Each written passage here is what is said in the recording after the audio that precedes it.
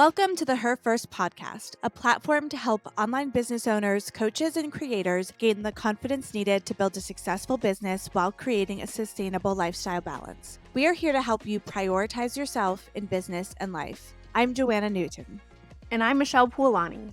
In this podcast, along with the Her First Collective, you can engage in the challenges women face in business, ways to increase your impact or income online, and how to make it all work while launching, scaling, or maintaining. Spoiler, it's not about perfectionism, hustling, or a copy-paste methodology. Let's dive in.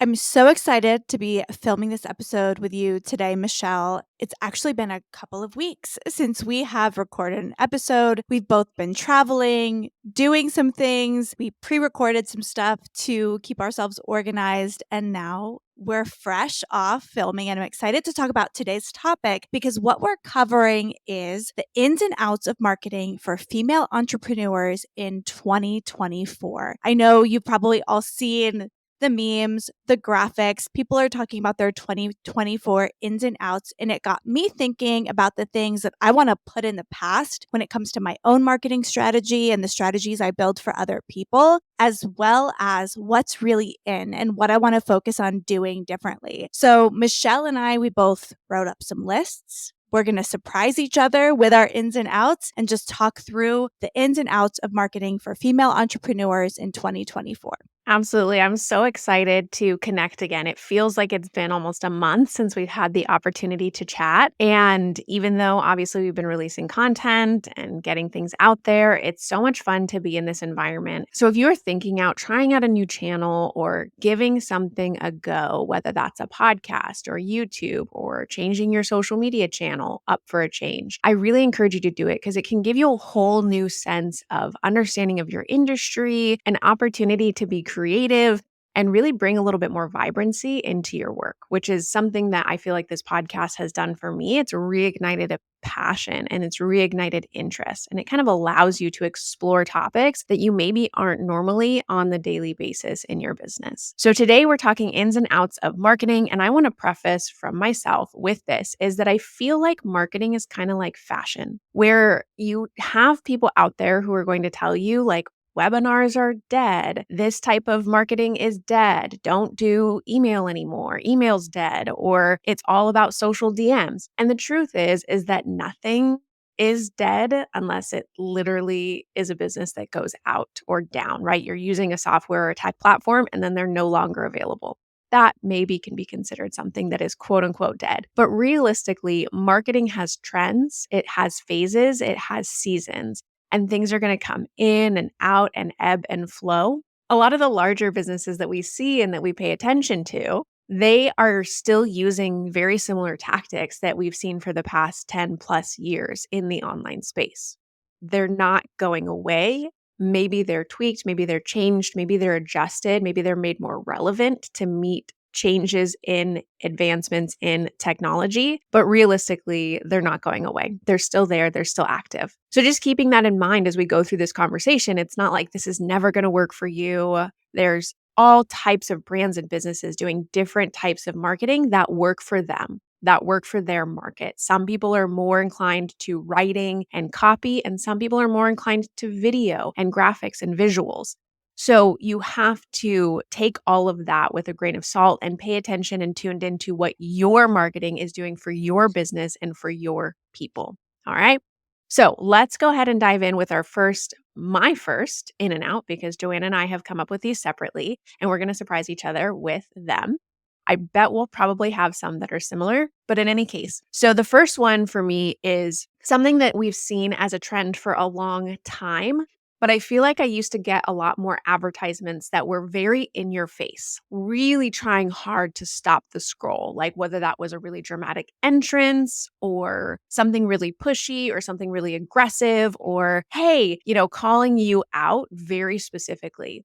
I don't think that we're going to see that in advertising and marketing as we move forward. We're really fostering more authentic, genuine connections. And we can see that with the advertising space when it comes to sponsored content. Those influencers who are getting paid with brand deals to sponsor content, but running the ads through their own channel builds that connection, that relationship building. So instead of taking that influencer and putting them on the brand's channel where it's disparate, it's not as connected, they're not tuned into the same audience, that organic, genuine, authentic connection where you just feel like you're tuning into someone's natural life. That is really where I think advertising marketing is continuing to head. Not that this is brand new, but I think that's a big part of where we're seeing, again, out is the really aggressive, in your face, very colorful, very bold, very like, hey, you stop scrolling, da da da da da. More like inviting you into the conversation as if you've been pals for a really long time. That's such a good one to point out. Not on my list. So I feel like this is going to be a really interesting podcast. But I totally agree with you. I think that consumers of content are so smart. When you try to do a trick to get someone to engage with you, that sometimes, oftentimes, can end up being a turnoff to that person.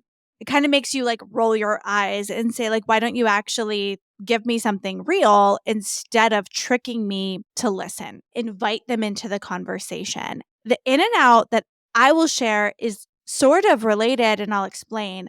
I think something that's out in 2024 is your traditional, typical brand account. I'm talking about the accounts that have a traditional looking logo as the profile picture, showing glossy product images and things like that. I think that's totally out. People want to see a real person. And instead, what's in is an individual led brand account. So a lot of the people we talk to are solopreneurs, are working for themselves, or have small companies, but sometimes they want to look like they're a whole brand, right? Speak on behalf of their logo, talk in terms of we. This is actually, no, your time to shine. Speak in I terms, show your real life. Show what you're doing and invite people in rather than give them that super curated, this is my business, this is my brand. I'm going to get up and look a very, very specific way. Like, be your honest, true self.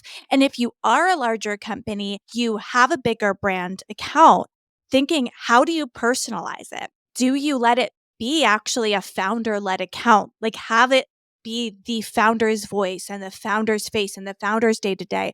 Or do you pick someone, in your company to be that voice? A few years ago, this is my 2024 in and out, but a few years ago, Duolingo did this with their TikTok account in a really creative way.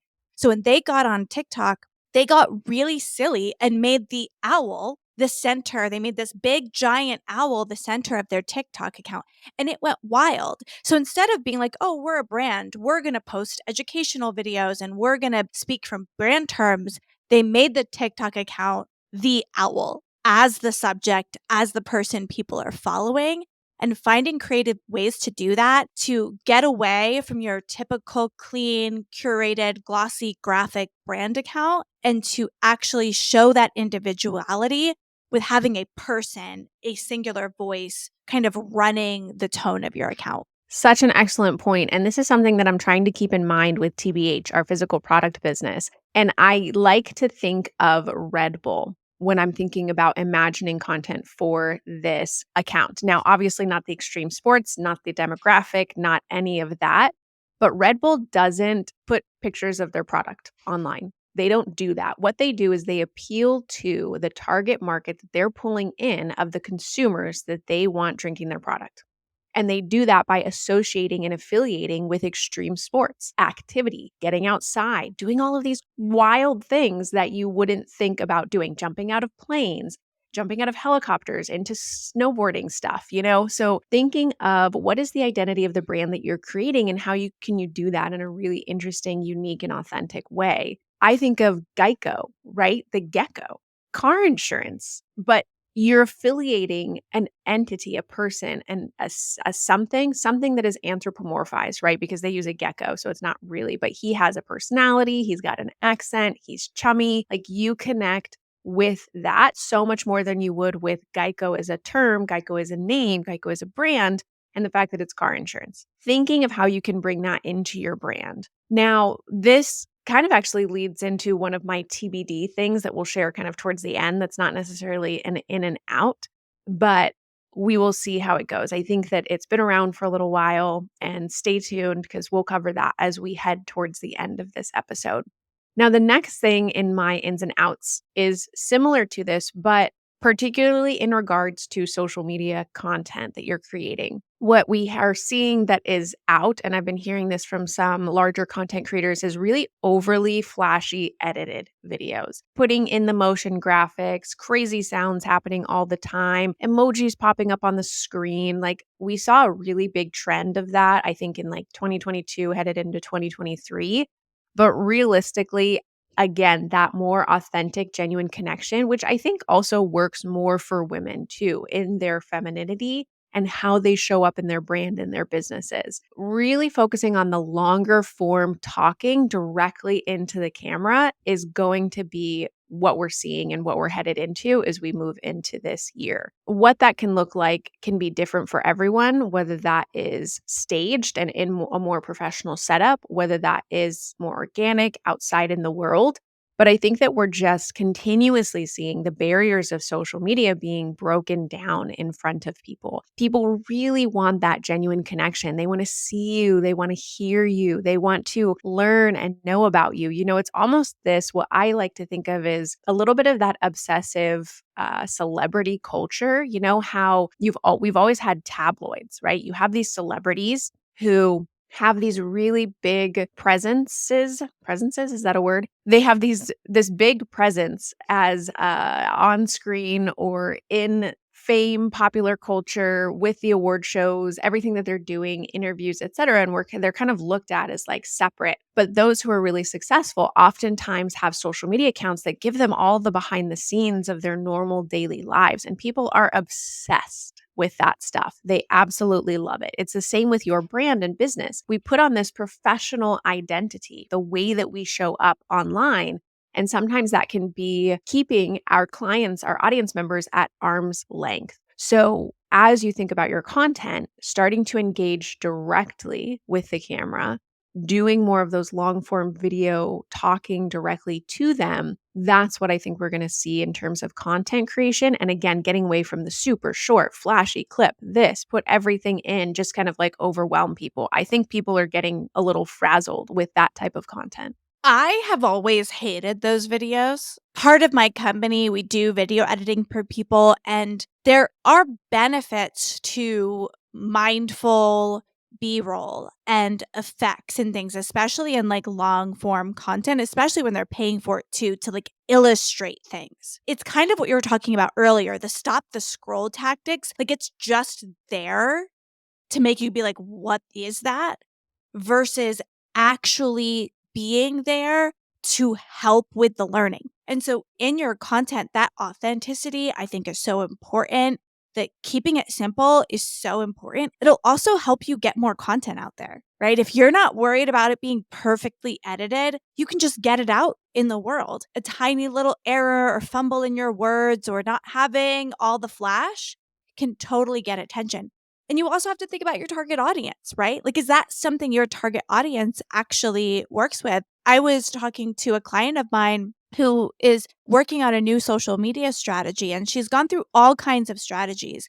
She had tried a much more curated, glossy, kind of typical feel in her content, and it got less engagement than like janky memes because her audience, it didn't have to look perfect to get engagement because it was relatable, right? And I think that's something that's really easy to forget. We see someone doing something super flashy, we see they're successful, and we think, oh, we have to do that. We have to do that to be successful. One of my outs for 2024, and I'm going to qualify this a little bit more, but one of my outs is just following trends. I'm not saying you should never use a trending sound on TikTok.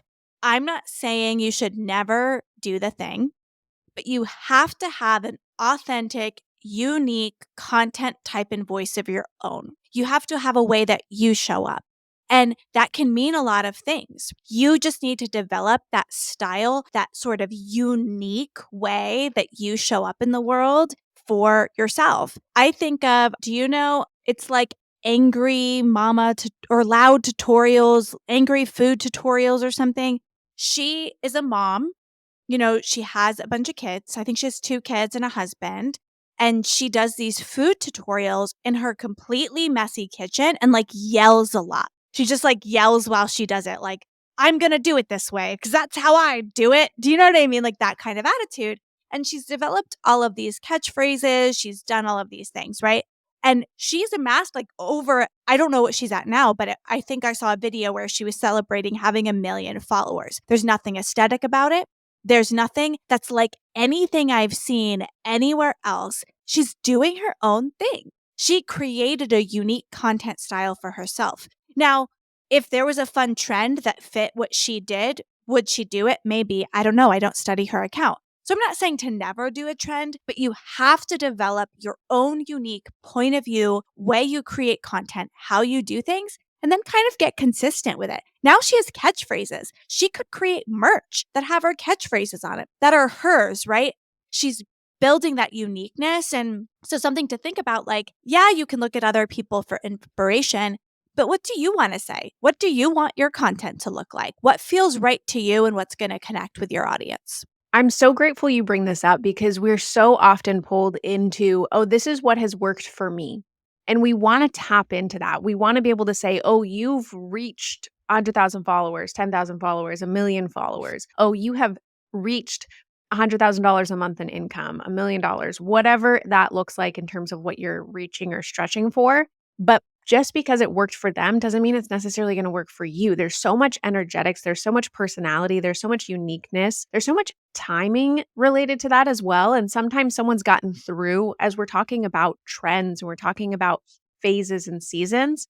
Okay, sometimes people really came up when the algorithm was favorable to the type of content they were producing at the time. And then maybe that has shifted.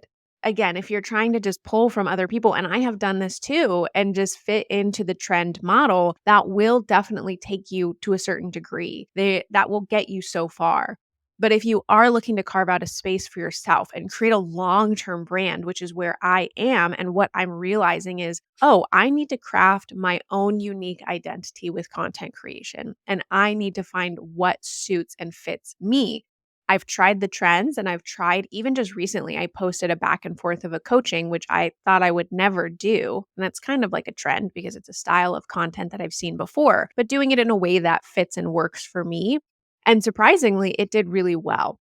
So just starting to learn where you fit in is so important. And when I think about true thought leadership, which is again the goal of my brand, is becoming a thought leader in my space and in the industry, it's not going to be through copy and pasting or trying to do what someone else is doing or looking at somebody else's content and just doing the exact or similar thing with your spin on it. It is going to take a little bit more thought, a little bit more intention, and almost letting like what's internal to you come out. And so that's what I'm working on right now is saying, okay, paying attention to what's happening online so that I'm not completely deaf to, the things that we're seeing in social trends and movements, but tuning into what is my internal knowing saying about where I want my brand to go, how I want to show up, and what it is that I feel like I'm here to communicate, because I think our message is so much a part of our brand. What are we trying to do in the world? What's our purpose? What's our passion? And how can we more intentionally share that? So, next one is a little bit more tactical in the ins and outs, but what we're seeing a ton of, and this cropped up in 2023, maybe beforehand, but I wasn't aware of it beforehand, is the many chat. Now, this is specifically a software situation, but when people say comment a certain phrase or DM a certain phrase, and then they're using a software tool in order to send them to an opt in page or send them to a link or send them to a different type of conversation, maybe a back and forth with a bot type of thing. That's not something that I had seen previously, and it's become really big and it's growing people's social media businesses and a lot of women that I follow so massively. Like it is huge. The people who have the reach and get the engagement and have that comment or that DM as a call to action, sometimes you're getting hundreds, if not thousands of comments engaging with that. So not only is it pushing you up on the algorithm, it's helping you reach and engage more people, but you're actually converting those people who are now paying attention to you. So instead of like head to my link in bio or something, another term that people have used for a while that's like, check this out or go to this link. I know I still see some people like link the actual link in Instagram, that which is, I get it, but don't do that in terms of that's just like, that's probably for always an out. But in any case, That's been an out since Instagram began, but people still do it. maybe if it's like a super simple link and you are just like, hey, this is my website, and that way people are kind of getting in tune with that. Okay, that's fine. But if you really want someone to take action and go somewhere, you've got to give them something else. So that's what I'm seeing is super in. I'm seeing it everywhere. And some of our top accounts and female business owners who are making bank off of this evergreen model, because it is an evergreen model, right? You're not technically live launching. For most people that I see, it's usually opt in to some sort of free asset, whether that's a workshop, whether that's a masterclass, whether that is a guide or audio or something, and then taking them through the sales series and doing that in kind of like a deadline funnel type of energy. But in any case, that's a big one that I see as an in and out. A variation of that was on my list, so I'll share that one next. My out was the phrase link in bio. I think that that phrase has been overused. And the truth is, people kind of know your link is going to be in your bio. I'm 100% with you with that DM comment. That strategy is absolutely fantastic. At the same time, if your link is in the bio and you're on Instagram, people now these days know if you're saying like, hey, check out the link. People kind of know that it's going to be in your bio at this point. Like there's a knowing of the platform that it's almost unnecessary. Like you only have so much time that people will listen to your video, read what you do. Getting more creative with your CTAs is my in, right? Like there's things people say that all the time. Comment and like for the next video. Follow me for more. Link in bio. All of those phrases, people kind of know. If they like their content, they're going to follow you. Now, you still need to do something to give a really clear CTA of what you want to do, but you can do that in a more intelligent, natural, human way. Like, what would you say if you were talking to a person in real life? How would you invite them to stay and leave more? Send me a DM with your questions. That's a natural way to move on. Like, let's talk more, right? Let's chat. Leave me a comment about what you're thinking about, right? Share this with a friend who you think needs to hear this. Those are all much more natural, engaging ways. Make sure to check out the other videos on my page because I talk more about this topic. That will lead someone to your profile. They'll watch a couple of videos, they'll likely follow, right? So those really stiff link in bio, follow for more, like very social media hyped phrases, I think are out. And we need to focus on really clear, true engagement CTAs that bring us together. I still see a lot of types of brands and businesses in social media and in larger marketing doing certain tactics. And I think an important distinction to make here is how do you want your business and brand to show up? Because there's 100 million different ways you can cut the cake. And it depends on how you want to be perceived in the online space. And I have thought deeply about that. Again, there are certain types of avenues of, I'm not going to use the term unethical, but potentially could be unethical ways of marketing and selling. And some people are fine to do that. And it might be like a flash in the pan situation. It might be an overnight type of thing. It might be a short term gain. But what does it do to your brand, to your likeness, to the long term, really integrity of how you're showing up? And not to mention the psychology of what comes along with that. If you get used to doing those types of things and you get those quick wins, what about when you try something that's a little bit more long term and you don't see the success right away? Do you quit and do you give up sooner? Again, thinking about the multidimensional approach to your brand and to your business, how you're creating that, and then how you're marketing it overall. What do you want that to be? What do you want that to look like? How do you want to show up? And what do you feel good about doing? When you go to sleep at night, when you are moving through the rest of your life, are you confident with that? Again, it's not a good or bad situation. It's more so what is right for you in that instance. Keeping that in mind and using that discernment for yourself as we think about some of these topics. Now, this one is a super controversial one. I know, because just like I prefaced in the beginning, is that everything has seasons, everything has phases, and there are lots of businesses doing very successful things with everything that we've talked about as in and out, both, right? So there are things that are going to work for one brand and business and not going to work for another, and vice versa.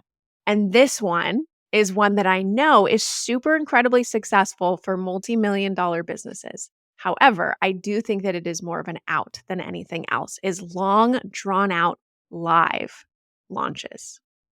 I think that what I saw the other day from a really great content creator that I follow is that he was talking about your individual pieces of content and marketing need to be available and accessible without context.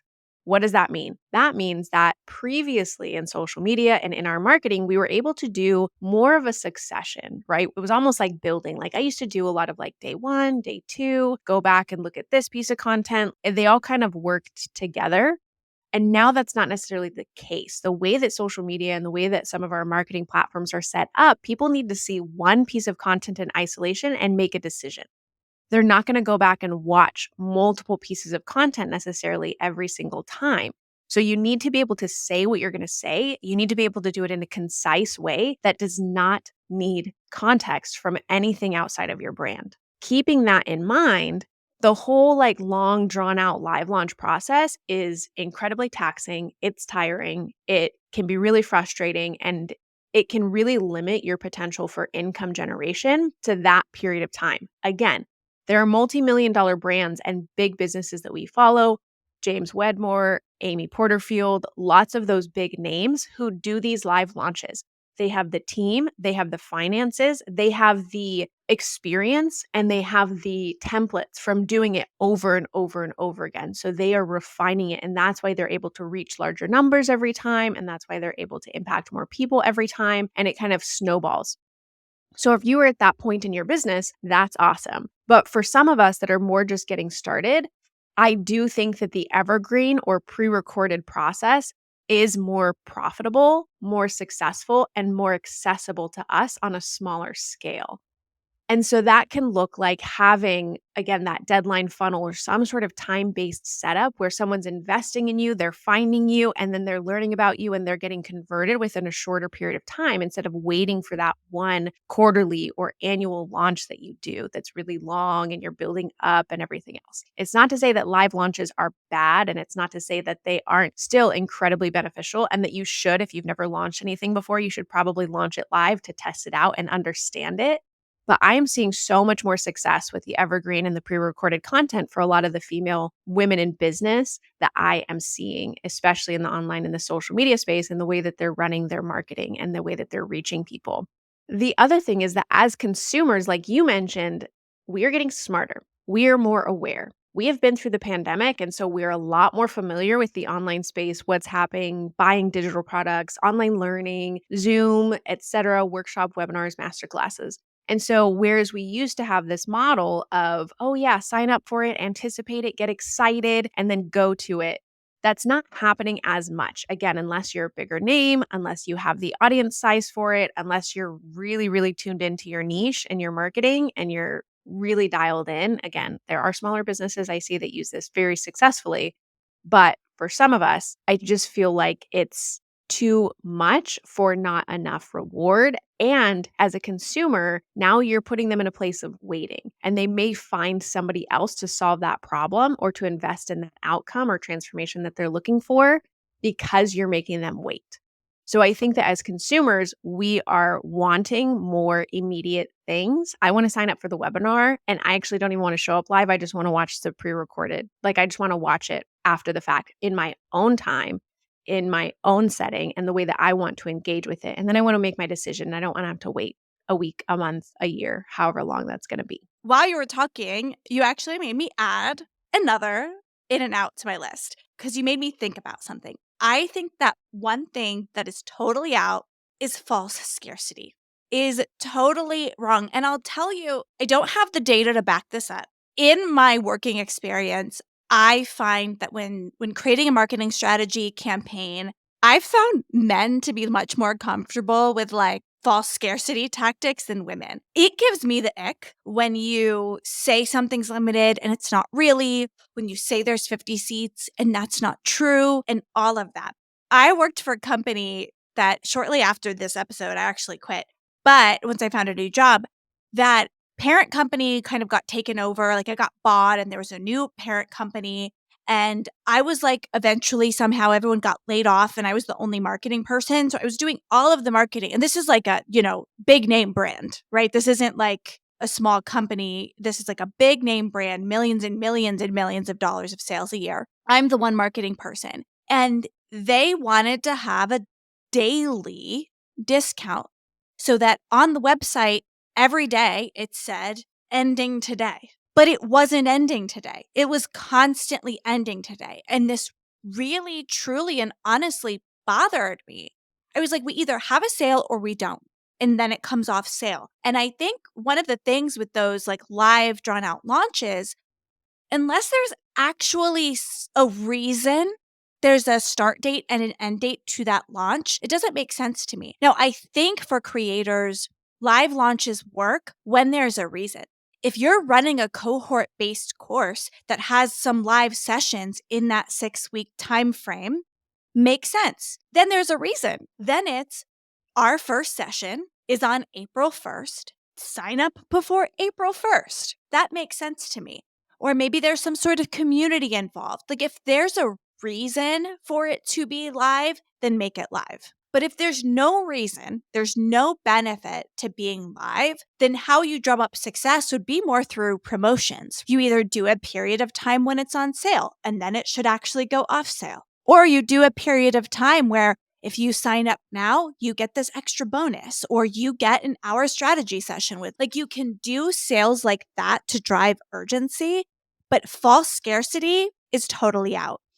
If you want to say there's only 50 seats in this program, there should be 50 seats in that program. And then, yeah, sell that all you want. Say there's 4 seats left, 3 seats left. So someone got the last spot, but then that should be real. So totally get out of false scarcity. If you want things to drive urgency, make them real offers, right? Actual, real, genuine offers.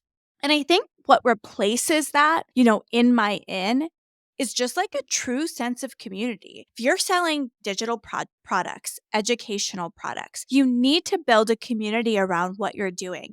And that's through social media, a private Facebook group. There's so many ways you can do that, but actually building a community that connects with you when your cohort-based class starts, people want that time with you. They're going to opt in. They're going to be interested. And you say, I'm actually going live. You could get this course evergreen right now at this price. Or April 1st, I'm going to be starting this live cohort that you can join me and I'll be live.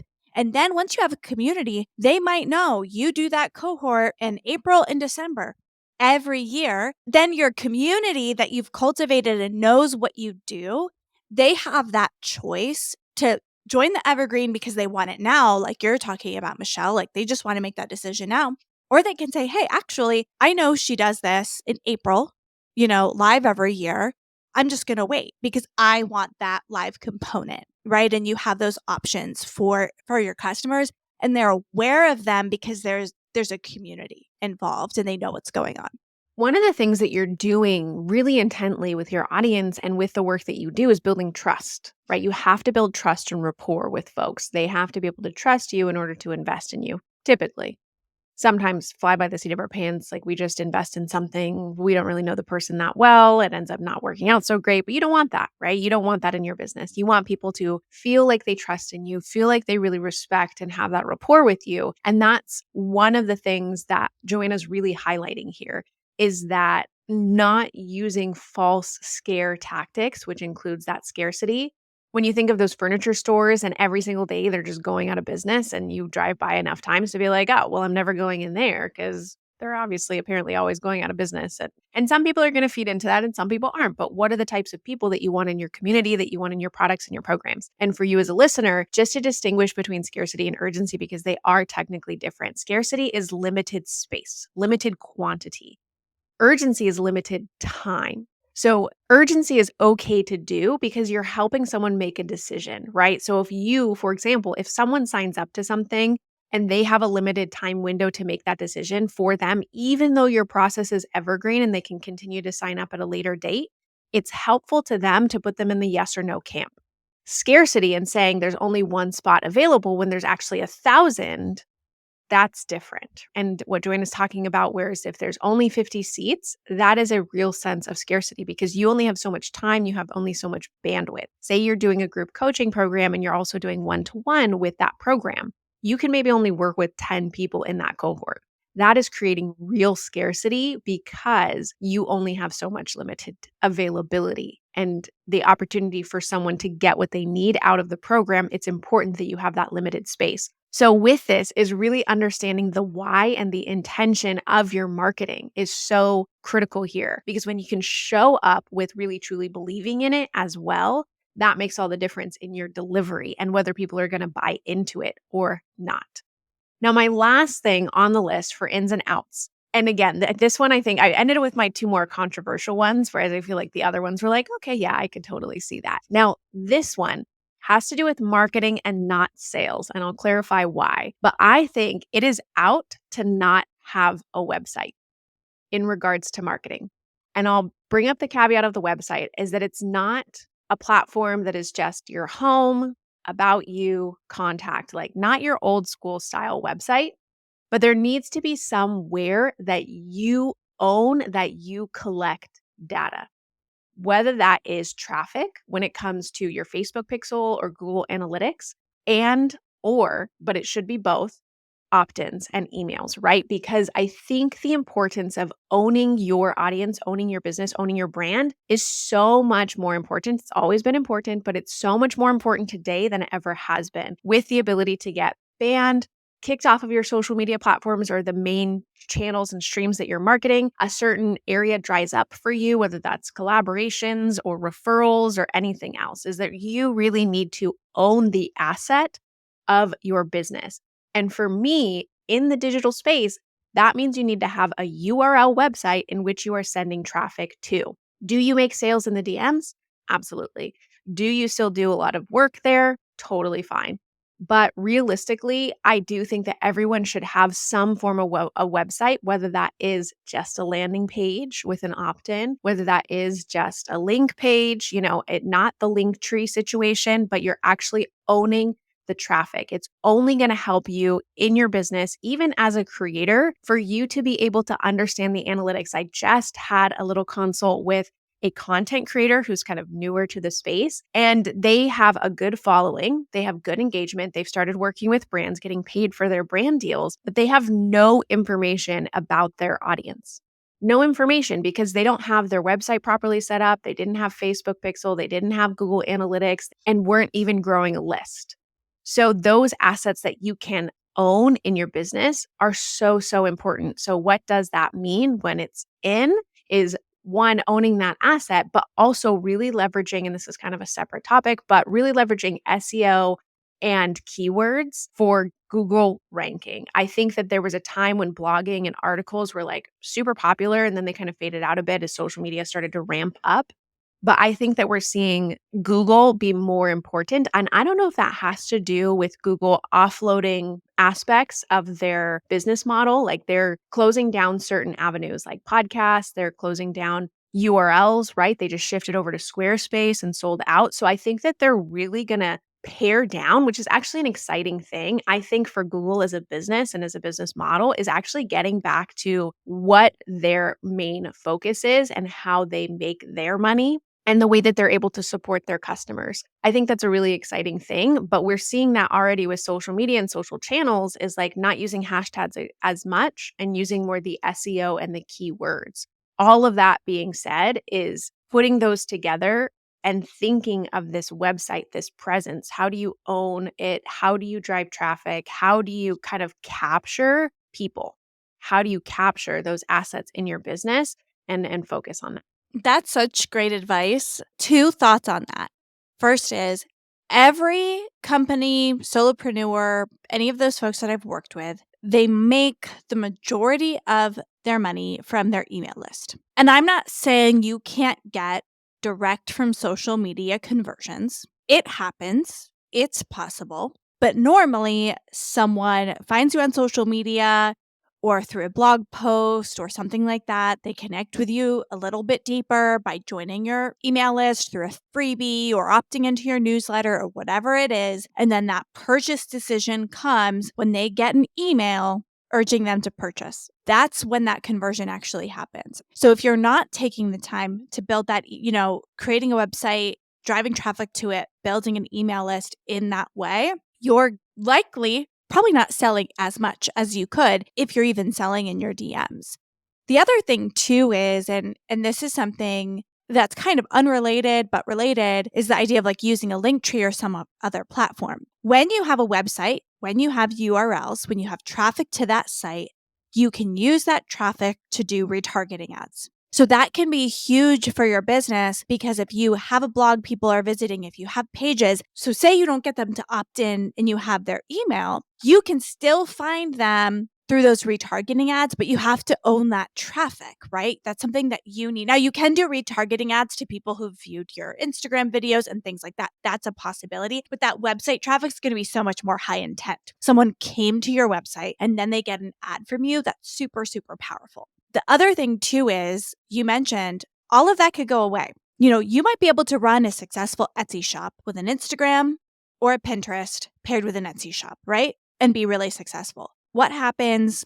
Something happens and Pinterest changes or goes away. When Elon Musk bought Twitter, people fled the platform. All of a sudden, engagement on Twitter went down. Follower accounts of count went down by the thousands overnight. So you don't control that as much as you do your website, your traffic, your email list. So that website's a major asset. And I say this as a person who doesn't have a website for my business. Well, I want to point out that we're discussing marketing and not sales, right? That's a big distinction in this discussion. And that's why it is with a caveat. And I do think that you can build an incredibly successful business, and successful in the terms of you can make money by not having a website.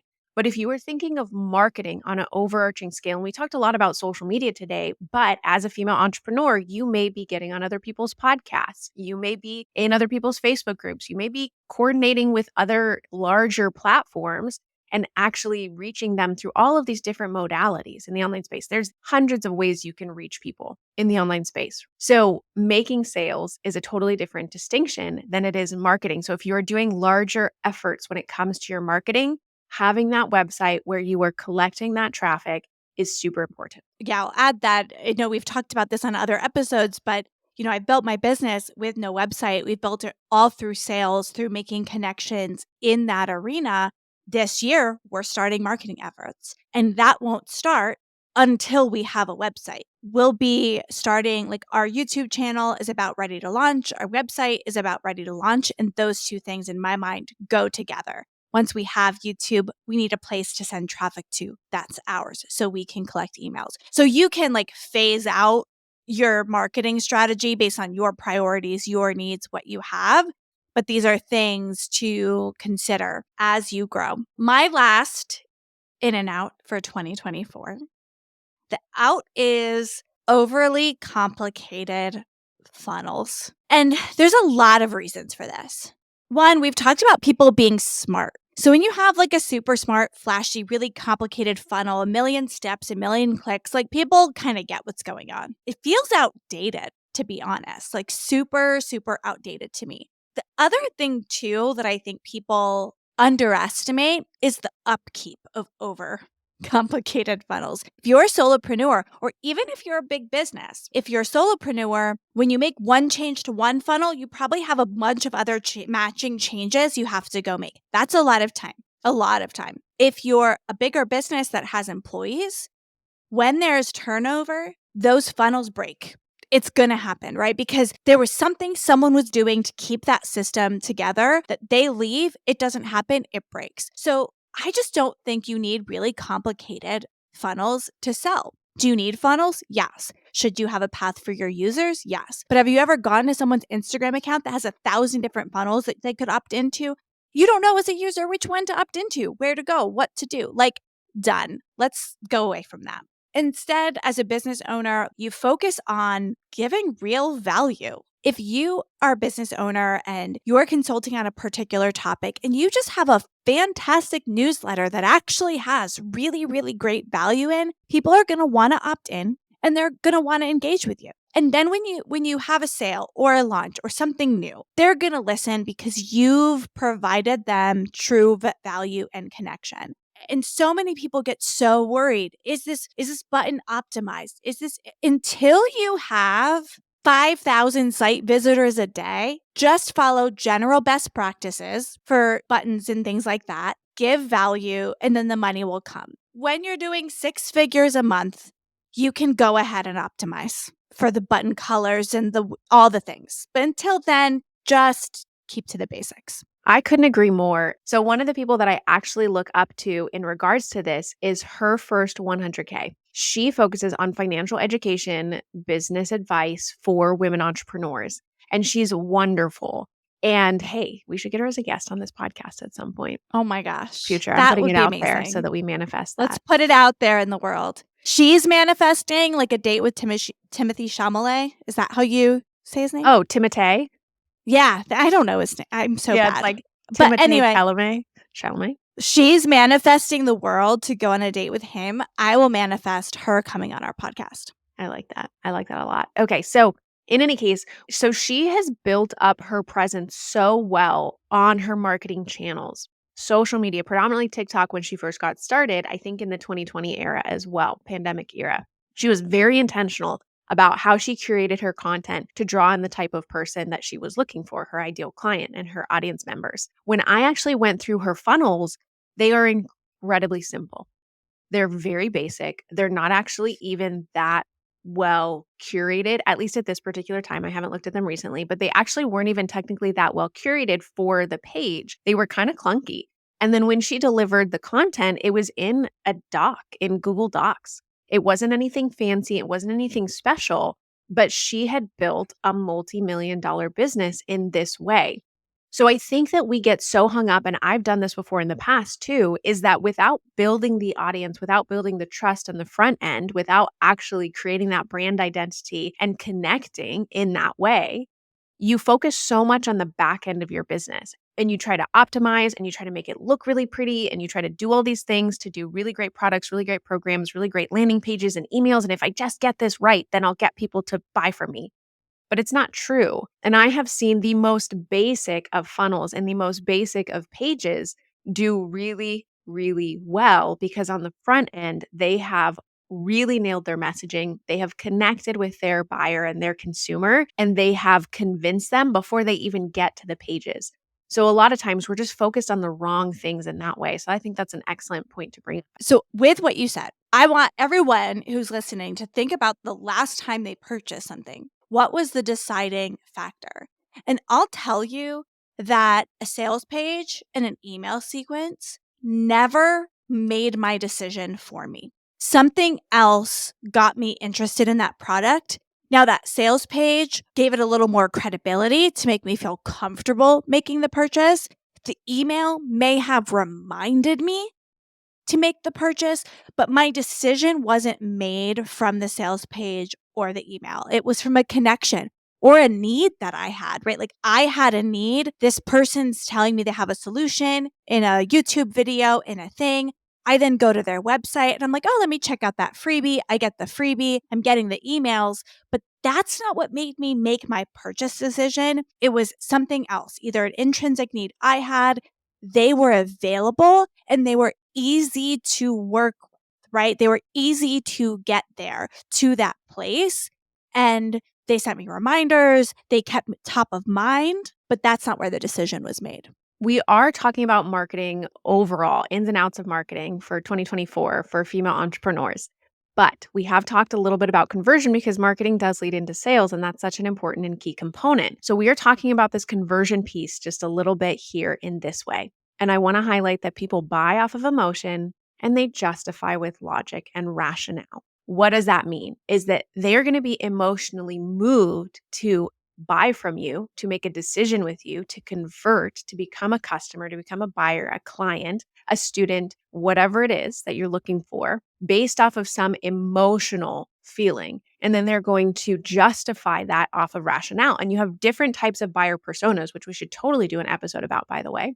There are different types of buyer personas who are going to invest, learn, and make their decision based off of different things. We'll get into that in another episode. But realistically, people are going to have that emotional thing, that inkling, that reason for investing. And then again, they justify. So you're totally right. The pages, yes, you need that authority. You need the credibility so that someone knows that it's not a scam. But realistically, all of that decision making is often going to happen through the emotion, which is such an important thing to keep in mind. Okay. So TBD, faceless marketing accounts. That has been something that I have seen popping up all over the place. And let me be real, because faceless marketing has obviously been around for a long time. Like, that's nothing new. Again, phases, trends, seasons. But this has become such a big thing on Instagram specifically. So I have no real thoughts or opinions on it right now. I think that, it makes sense to have content that is more aesthetic and people like watching it, and it's not necessarily someone's face exactly. There is a human component, right? Because the people and the women, especially that I'm seeing, often have bodies, different parts of themselves, their hands are in it or things like that, because that does increase the engagement and the paying attention of your audience members and those who are consuming the marketing. But I'm interested to hear your thoughts on this one, Joanna, as the faceless marketing accounts have kind of come out recently. I love that you brought this up because I actually recently built a strategy for someone around if they wanted to do a faceless marketing account. So I've done a little bit of thinking and research on this. I think faceless marketing can totally work. And I think all of the rules that we just talked about still apply. I think sometimes people want to build a faceless marketing account because they think it will be easier in some ways. But if you're using stock B roll, typical motivational quotes, graphics, stock pictures, I don't think you're going to build anything impactful. But it's about what we talked about earlier, creating your own unique content. If you want to create, I saw this video of a woman doing a faceless account. The way she had her lighting, you couldn't see her face, but you could see her body and she was dancing, right? This is a real person behind a real account doing a real thing. She just doesn't want to show her face. And I was talking to someone today who's thinking about starting an Etsy shop. You could do a faceless account with your Etsy shop, showing your hands, making all of the different things and having text about what you do, why you do it, and not want to show your face. I think the point is here, there has to be uniqueness, there has to be authenticity. It can't be stock AI videos and quotes. And then I'd also add, I think your offer and that strategy have to match. If you're trying to sell one on one coaching, I don't think a faceless account is right for you. It just isn't. So I think you just have to make sure that the two things actually go together. Does that make sense? So faceless marketing has essentially been around for a very long time. It just happened to have popped up as this brand new thing where people are starting accounts that don't show their faces. And you can do that in all different ways. Again, there have been, I think, art accounts that have done this for a really long time. There are lots of food accounts. There are lots of mixing accounts for mixology and drinks and things like that, that mostly just show the product itself or whatever they're doing and it together. So again, I don't think it's a brand new concept. I think that it just became this new trend that people were talking about, especially for more introverted folks who don't want to show up and talk to the camera. And since we just talked about the fact that doing those more long, candid conversations direct into the camera are going to be very in this new year, I think that there are people pushing back on that a little bit. So I think it'll be interesting to see kind of where they go and whether they can create, again, a long-term brand of people who are following them. There's a really wonderful copywriter that I follow, and all she does is carousel posts with copy on them. She has kind of like a picture of herself in the last slide, but ultimately she's selling copy. So what you said about it has to make sense with what it is that you're offering is huge. Justin Welsh is someone I follow on LinkedIn. He sells a course on LinkedIn growth and strategy. Does that make sense? Yes, because he has demonstrated his growth with LinkedIn strategy and engagement. So keeping in mind that the way that you're marketing has to tie in with your offer successfully. Ali Abdal, he actually doesn't sell anything related to productivity, which I thought was really interesting. I was paying attention to this recently, even though that's essentially what he's known for as an expert in growth on YouTube. But he actually sells how to be successful on YouTube because he's demonstrated that success. So, keeping those things in mind, how does what you're marketing tie in with your offer, and how do they connect and how do they link, and making those two make sense? Now, the last thing that I want to offer before we wrap up today is a tool that ties in with this. So, sometimes it's really nice to see what other people are doing to learn about how maybe some of the bigger brands you look up to, or even some of the smaller brands that you're like, what are the ads that they're running? How are they being successful right now? What does that look like? Now, of course, you can check their organic channels, but there is something called the Facebook ad library. And it's a tool that I love to use to scope out what are other people putting their paid marketing dollars into. Because if they're probably working on a paid strategy, they're likely going to work on an organic strategy as well, just maybe a little bit of a different approach. So go to Google, you can type in Facebook ad library, and it'll pull up a page in which you can type in a particular business, a particular content creator, as someone that you look up to. And if they are running ads, they will show you active ads that they are running. So you can look at the imagery, you can look at the video content, you can look at the copy, and it'll give you a good sense of, okay, this is what's working for others right now. And this is how I can maybe replicate it or give it my own unique twist or approach it from my particular direction. It's just kind of helpful when you're doing that market research and understanding like what's working if you don't have a huge budget to invest in your particular ads to get started, to test and test and test.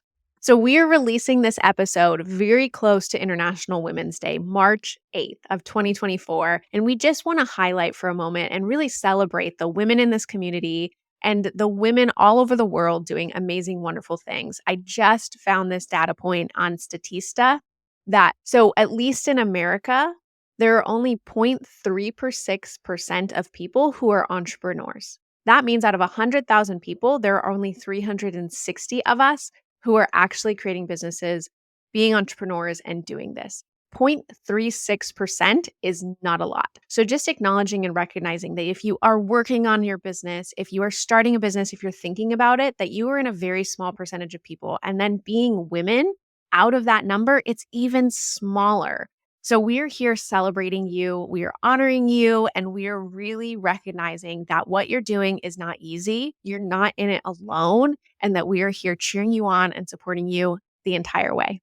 And I'll add to that, that unfortunately, a lot of the content and the strategies and the advice out there for entrepreneurs is very male-centric. You're getting strategies and advice that have worked for male solopreneurs, and that might not be the way you want to do things. And I hope that through our podcast, through our content, we're able to provide that perspective to encourage you to move forward in your business. And if you look at sort of the theme throughout a lot of our ins and outs that we all talked about today, it's a big focus on authenticity, true engagement, building a community, being yourself, doing all of those things, which go against a lot of what a lot of like bro marketer types are going to tell you to do.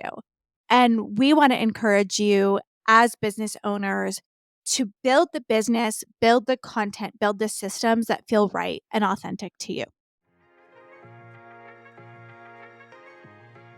Thanks for tuning in. Find the link in the show notes to join us in the Her First Collective, a free Facebook group to discuss the podcast, ask questions of our guest experts, and network with a group of female entrepreneurs who value collaboration over competition. Please subscribe, share, leave a review, and be sure to catch our next episode. What is one thing you can do today to prioritize you in business and life?